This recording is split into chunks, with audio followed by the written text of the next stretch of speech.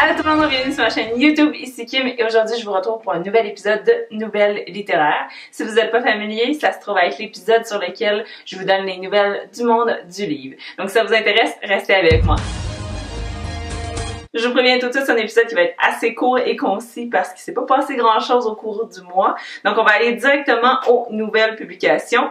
Alors pour ceux qui, comme moi, ont beaucoup aimé le roman Fangirl de Rainbow Rowell, il va y avoir une adaptation en manga en 4 volumes. Ça va être adapté par Viz Media, puis les images qu'on a vues jusqu'à présent sont super belles. Je trouvais justement que le roman graphique, ça pourrait être un super format pour faire revivre cette histoire-là qui m'enseigne Kat qui écrit la fanfiction. Puis moi, pour être honnête, je lisais pas vraiment les bouts qui parlaient de son histoire à elle. Au début, oui, qui faisait penser à Harry Potter. Mais ouais, c'est ça, vers la fin, je le lisais en diagonale. Versus là, s'ils sont imagés, là, ça va faire plus de sens de le relire puis d'avoir ce support visuel là. Ça a été promis, j'imagine le premier volume sur les 4 pour le mois d'octobre.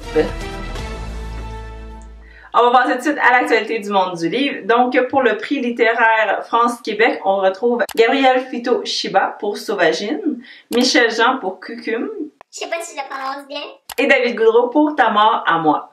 L'identité du gagnant ou de la gagnante va être dévoilée cet automne, je pense en novembre. Et l'année passée, pour vous donner une idée, c'est Mathieu Simard qui l'avait remporté avec Les Écrivements. Donc on va souhaiter bonne chance à tous les finalistes. La deuxième nouvelle que j'avais pour vous, c'était au niveau de Renaud Bré, mais finalement j'ai fini par faire une vidéo complète sur le sujet, donc je vais vous inviter à aller la voir. Ça parle vraiment de comment le coronavirus a complètement bouleversé le monde du livre en ce moment, puis qu'est-ce qu'on peut faire pour aider. Et finalement, la dernière nouvelle, oui je sais, déjà la dernière nouvelle, ça concerne toutes les personnes qui étaient hyper déçues que les salons du livre s'annulent les uns après les autres. Et donc, il y a eu un mouvement vraiment très rapide qui s'est formé pour faire un salon du livre virtuel. Alors, rendez-vous en fin de semaine, du 23 au 26 avril, sur la page Facebook du salon virtuel. Je vais vous laisser tous les liens dans la barre de description. Au cours de cette fin de semaine-là, certains auteurs vont proposer des animations en live pour les lecteurs, comme si c'était déplacé physiquement en salon. Mais évidemment, tout le monde va rester dans le confort et la sécurité de leur foyer.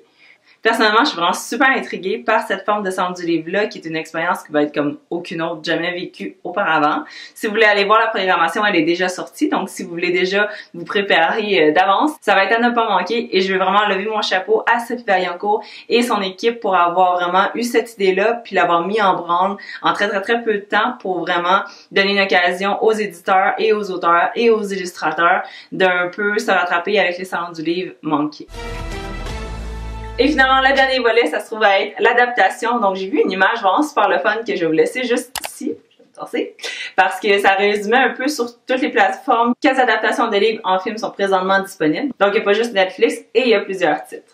Justement, ma seule nouvelle concerne la série La Sélection par Kira Cass, qui se trouve à être une série de livres super populaire, jeune adulte, qui mélange un peu les princesses, les princes, tout ça. Donc je pense qu'il y a 35 filles qui sont comme dans une société un peu rigide, coincée, qui n'ont pas grand avenir. Sauf un jeu qui se trouve à être genre une émission de télé-réalité, genre Le Bachelor, où ce que la gagnante va finir avec un prince. Puisque ça fait vraiment super longtemps, je l'avais pas vraiment lu, mais ça m'intéressait. Là, j'étais comme, est-ce que je l'ai dépassé? Il est comme trop tard pour le lire. Mais quand j'ai vu que l'adaptation allait être disponible sur Netflix, je suis comme, là, c'est le bon moment pour commencer. Donc, je le mets sur ma pile de listes à lire. Et voilà, c'était tout pour ce court épisode de Nouvelles littéraires. Mais comme j'ai dit en ce moment, l'industrie est complètement sur pause, donc c'est difficile de promettre des nouveaux titres ou quoi que ce soit quand on est dans une période aussi incertaine que là. Une chance, il y a des belles initiatives comme le salon du livre virtuel que je vous invite à aller consulter. Et sur ce, abonnez-vous à cette chaîne pour ne rien manquer du fabuleux monde du livre. Bye bye! Oh, et petite note, j'avais comme complètement oublié de dire ça, mais ça se peut que je recommence à travailler lundi prochain à cause que la construction a recommencé. Donc, ça va dépendre vraiment selon le travail qu'il y a à faire. Donc, pourquoi je vous dis ça? C'est parce que j'avais dit que je continuerais les 2 vidéos par semaine jusqu'à temps que je sois plus en quarantaine. Donc, je disais juste que ça se peut que je recommence à travailler bientôt. Si vous voulez être au courant, je vous invite à me suivre sur mes réseaux sociaux. Les liens vont tous être en bas. Merci beaucoup d'avoir écouté. Bonne journée!